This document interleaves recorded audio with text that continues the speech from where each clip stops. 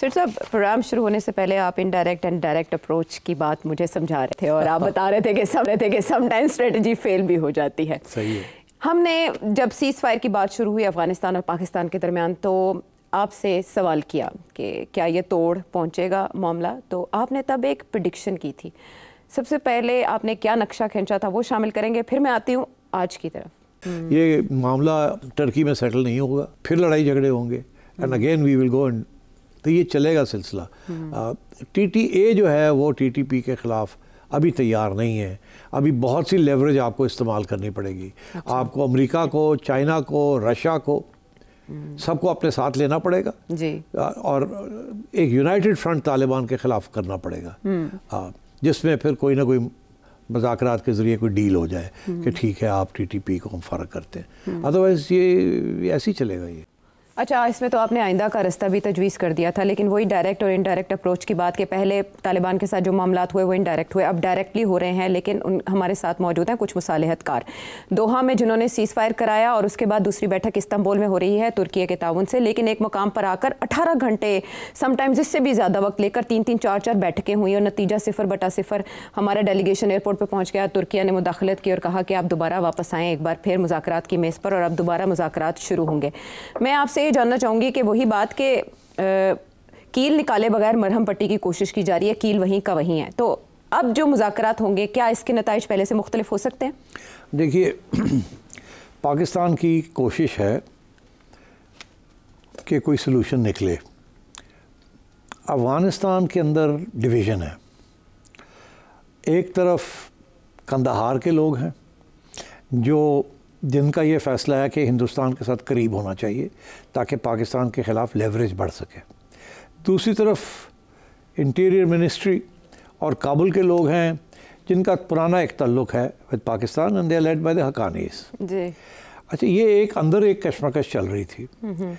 اس میں جو پہلا راؤنڈ ٹاکس کا ہوا جی, جو کہ دوحہ میں ہوا, وہ پہلا راؤنڈ جو تھا that was between the Kandahar people and the Pakistanis. Kandahar سے مراد ہے ڈیفنس منسٹری, وہ کندہار کے لوگوں کے کنٹرول میں, اور ملا یعقوب اس کو لیڈ کر رہے تھے. اور انہی کے لوگ تھے جنہوں نے اپنا فارن منسٹر کو بھیجا تھا ٹو دہلی, اور ادھر سے ہندوستان بھی کافی آوازیں نکال رہا تھا کہ اب ہم یہ کریں گے, اب ہم وہ کریں گے, اور طالبان کو گائیڈ کریں گے, یہ کریں گے, وہ کریں گے. تو اب ٹرکی میں جو ہوا ہے, پہلے تو ٹاکس بریک ڈاؤن ہو گئی دوحہ میں, پھر اس کے بعد یہ فیصلہ ہوا کہ چلو ٹرکی جا کے 1-2 راؤنڈ اور لگا لیتے ہیں. اب جب وہاں گئے تو وہاں کو تھوڑی سی انٹرسٹنگ تبدیلی ہوئی. ہماری طرف سے آپ کو پتہ ہے خواجہ آصف تھے ان دوحہ راؤنڈ میں, تو ہماری طرف سے اس دفعہ ڈی جی ایم او ہیں اور ان کے ساتھ کو فارن آفس کے لوگ ہیں. ان کی طرف سے پہلے ملا یعقوب تھے جی, اور اب انٹیریئر منسٹری کے نمبر سراج حقانی کے نمبر 2 جی, وہ لیڈ کر رہے ہیں. رحمت اللہ نجیب, حاجی نجیب کہتے ہیں ان کو جی, وہ لیڈ کر رہے ہیں.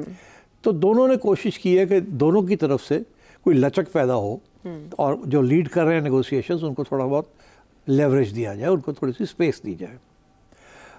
تو کوشش تو جاری ہے دونوں کی طرف سے کہ کوئی نہ کوئی راستہ نکلے, کیونکہ پریشر بہت زیادہ ہے from Doha and from Turkey and from other Muslim countries also.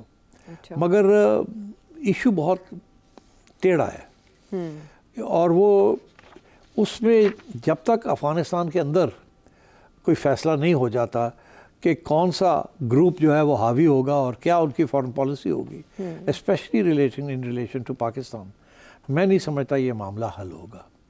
اور تو اس لیے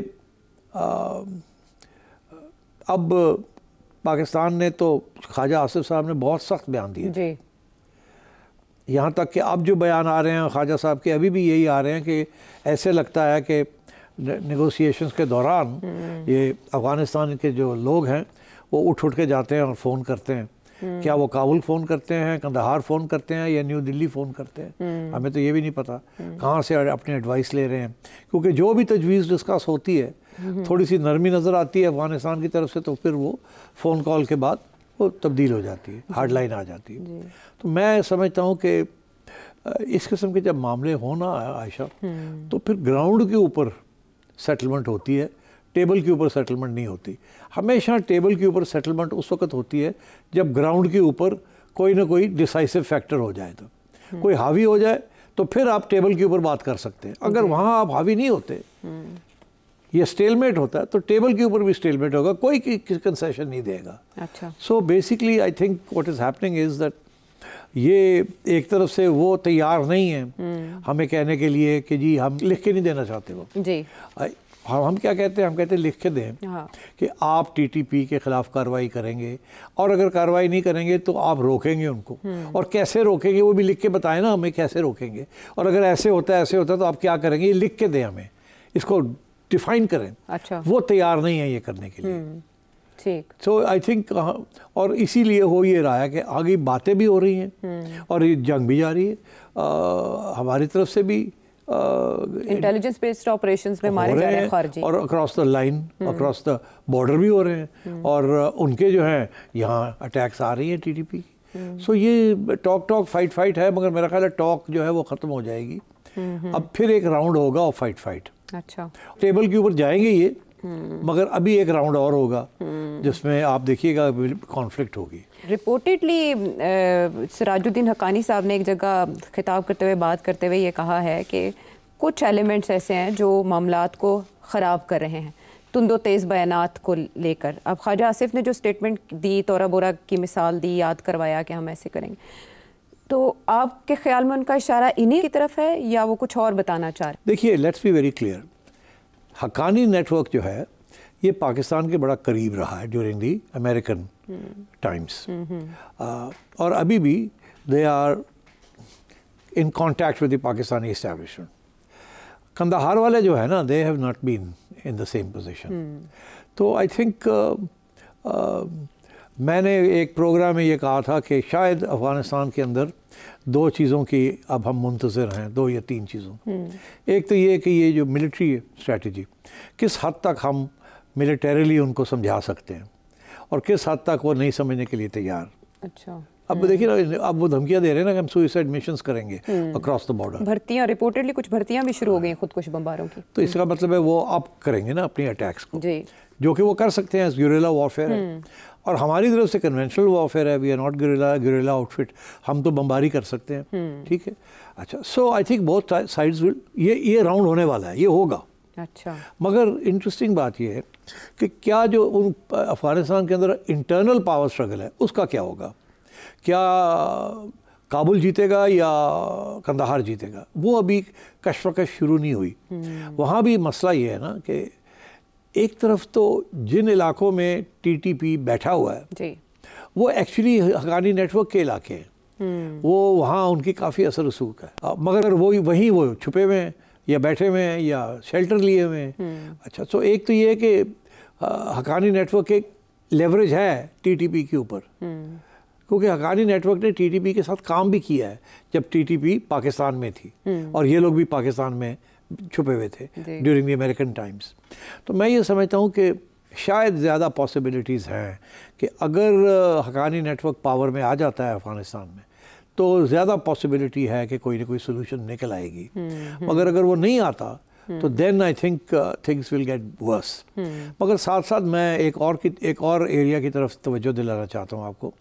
ابھی حال ہی میں 2-3 دن پہلے احمد شاہ مسعود کے صاحبزادے جو تاجک ہیں ان کی طرف سے ایک بیان آیا, اور وہ اس وقت تاجکستان میں ہے, وہ افغانستان میں نہیں ہے. ان کی طرف سے بیان یہ آیا عائشہ کہ ہم پاکستان کے جو موقف ہے اس کو سپورٹ کرتے ہیں. اچھا, تو اس سے مجھے پھر یہ سمجھ آئی کہ کسی نہ کسی سٹیج پہ ناردرن الائنس جو ہے وہ ایکٹیو ہو جائے گا, اور اگر وہ ایکٹیو ہو جاتا ہے تو it will be against Taliban, اور اگر وہ طالبان کے خلاف ایکٹیو ہو جاتا ہے تو پھر ظاہر ہے کہ کہیں نہ کہیں سے تو انہیں شے مل رہی ہوگی نا, جیسے طالبان کو انڈیا سے مل رہی ہے, ناردرن الائنس کو بھی مل سکتی ہے. احمد مسعود صاحب ہیں ان کے صاحبزادے, لیڈ کر. تو آئی تھنک ابھی یہ گیم آگے چلے گی. ابھی آپ دیکھیے گا کہ افغانستان اس وقت تو سارے نقصان پاکستان کا ہو رہا ہے نا, تو اگر افغانستان کے اندر کوئی سول وار شروع ہو جاتی ہے تو پھر تو انٹرسٹنگ ڈیولپمنٹ ہو جائے گی نا. تو پھر دیکھنا پڑے گا کہ کون کدھر کھڑا ہے اور کیا ہو رہا ہے. بٹ آئی تھنک قندھار کی جو leadership is making a big mistake.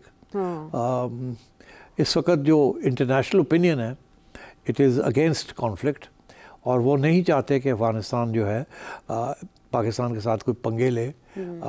وہ سمجھتے ہیں کہ افغانستان کو اسٹیبل پیسفل ہونا چاہیے, اور افغانستان کا اور پاکستان کے تعلقات اچھے ہونے چاہیے تاکہ سپیک چلے آگے بڑھے اور افغانستان ایک ٹرانزٹ کنٹری بنے جس میں پاکستان کا بھی فائدہ ہے, چاہے چین کا بھی فائدہ ہے, سینٹرل ایشیا کا بھی فائدہ ہے.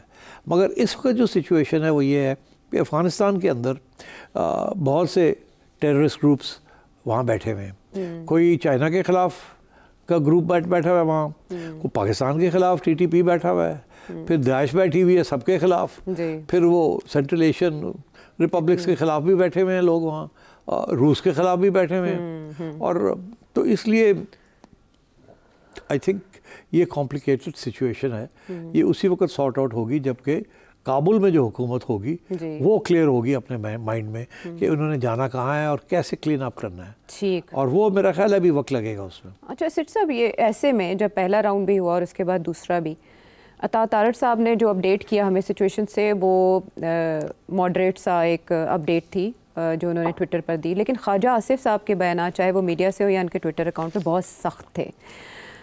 آپ کے خیال میں ایسے بیانات سے فائدہ ہو رہا ہے پاکستان کو مذاکرات کی میز پر یا نہیں؟ دیکھیے نقصان تو کوئی نہیں ہے. اس کی وجہ یہ ہے کہ ایک حد ہوتی ہے نا.